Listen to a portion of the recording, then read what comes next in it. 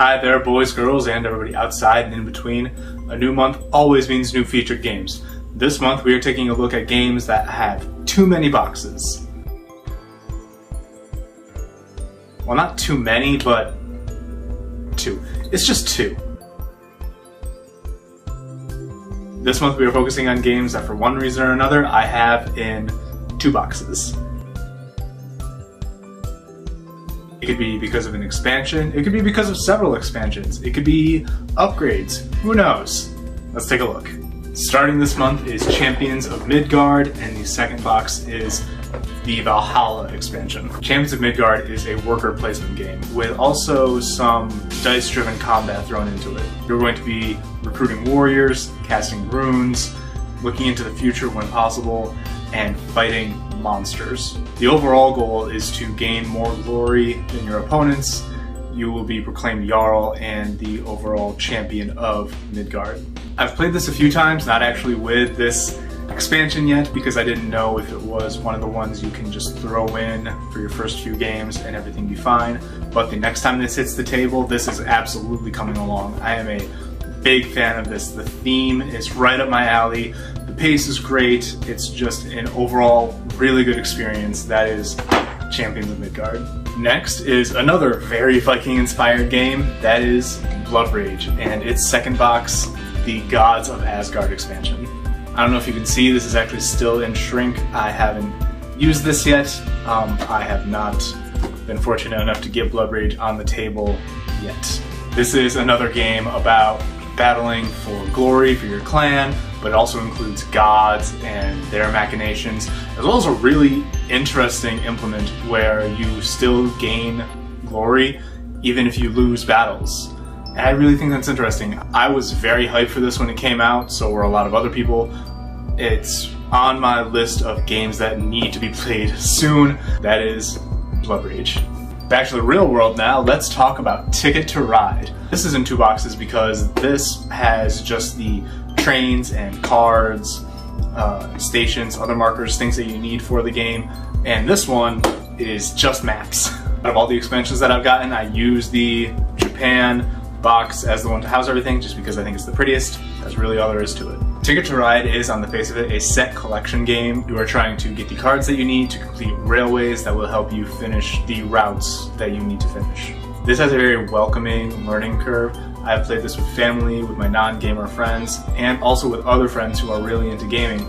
Everyone enjoys Ticket to Ride. Different maps, which usually come with slight variations on the rules, always keep it interesting and fresh no matter how many times you've put this on your table. Always a good time. I would recommend this to anybody. Ticket to Ride. A little too close to the real world maybe, we're about to talk about Pandemic. This second box is the On the Brink expansion. Another one that's still in shrink wrap. I have not been fortunate enough to play this yet. And once I do open it, I'm going to try and probably fit everything into just this one box. But until then, 2 boxes. Pandemic is a cooperative game where you and your teammates are trying to contain viruses that are blowing up all over the world. I've heard some people criticize Pandemic for being too puzzly. If you play it a whole lot, you can just figure out how you should do exactly what you do in order to win. I've played Pandemic a bunch and have not felt that at all. Each player will have a specific role that comes with certain abilities, and some of those abilities sound more powerful than others, but since it's a cooperative game, and if you use them correctly, if everybody works well as a team, each one is incredibly powerful. Certainly not the most difficult cooperative game I have played, but not the easiest either. That is Pandemic. Next is going to be our 2 smallest boxes. We have Welcome to the Dungeon and Welcome Back to the Dungeon. This is a press your luck game that fits really well into the filler category. Each player is going to take on potentially the role of one adventurer. On your turn, you can choose to either weaken the adventurer or make the monsters in the upcoming dungeon stronger. And then, at a certain point, everyone is going to back out except for one player. That player is left having to go through that powerful dungeon with whatever equipment happens to be left for that character. This is a great, kind of silly game that's not meant to be taken too seriously. Always a good time.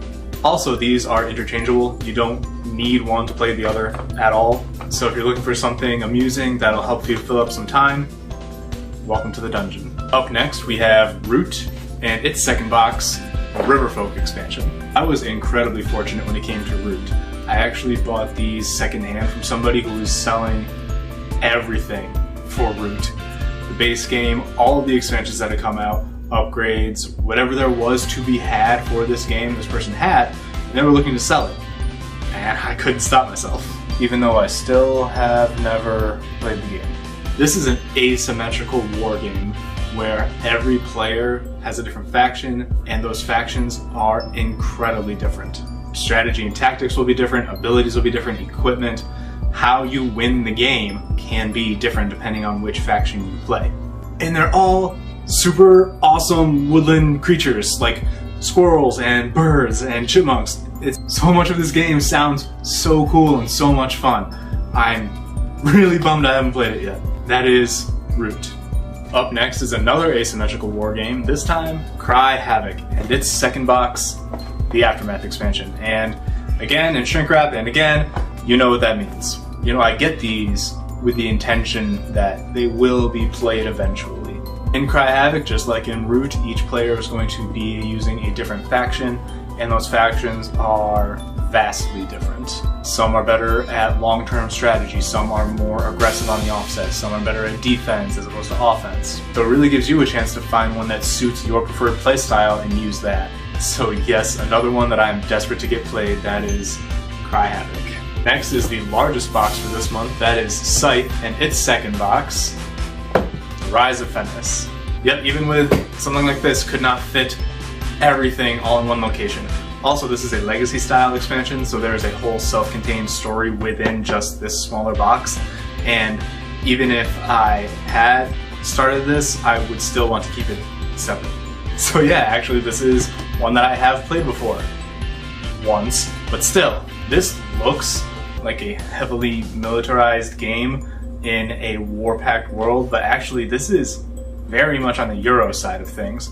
You can have combat, but you'll have games where you don't at all. Actually having combat in this game is pretty rare. You're going to be gathering your resources, you're going to be trading those for things that you need, and most of those things that you need are to help you do what you were already doing, just do it better and more efficiently. With some of the expansions in here, I don't know if that will always be true, but at least with the base game, that's what it's like. And yeah, I actually loved this game so much off of that one time playing it that I immediately sought out and got all the rest of this. That is Scythe. And last and absolutely not least, although some people will argue that, Settlers of Catan and its second box, Traders and Barbarians. It's Settlers, you know it, you love it, you're gathering resources, trading them, building things, expanding your small dominion that you have, and racing the other players for victory points. Traders and Barbarians really mixes up that formula, shuffles in some new things that you can do, especially if you've found base Catan a little stale.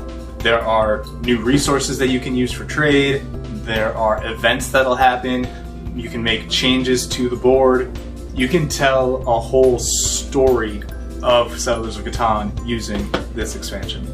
If you're one of those people who enjoys Catan, but you want to spice it up a little, I strongly recommend Traders and Barbarians. It is a great addition. It's going to take a minute with this many boxes, but now it's time to organize.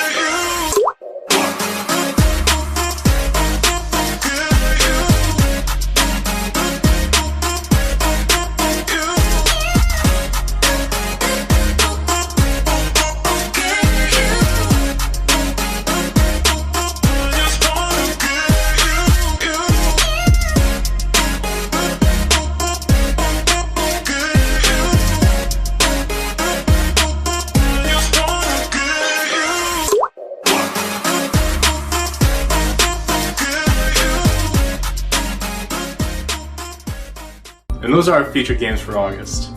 Thank you so much for watching. In the comments, let me know some of the games that you keep in multiple boxes, or your opinion on any of these. If you enjoyed the video, leave a like, subscribe if you haven't already, and I'll see you next time.